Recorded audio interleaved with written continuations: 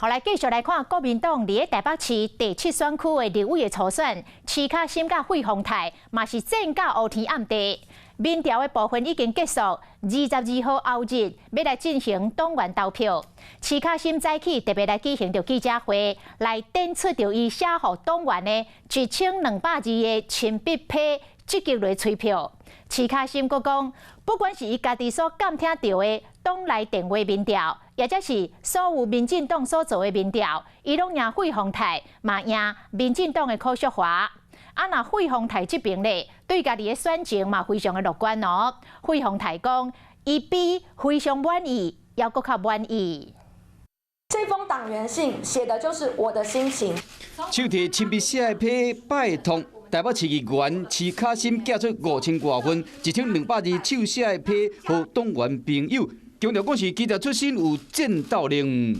民进党已经把徐巧芯当成是他们在信义南松山地区的头号对手。的对比民调当中，许淑华他们现在出现的候选人都输给了我。我们所监听到的，以及费委员所监听到的2份民调的对比以及互比的样本个数，我都领先。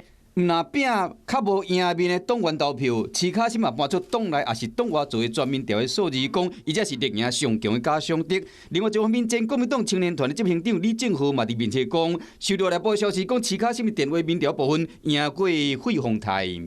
我们做的民调目前并没有曝光，礼拜6我们党员投票完，我们就会公布。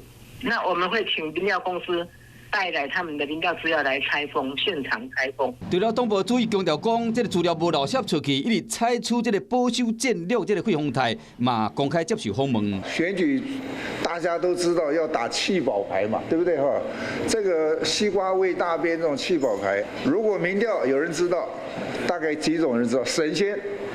或者是黄旅主委，我们比非常满意还要满意。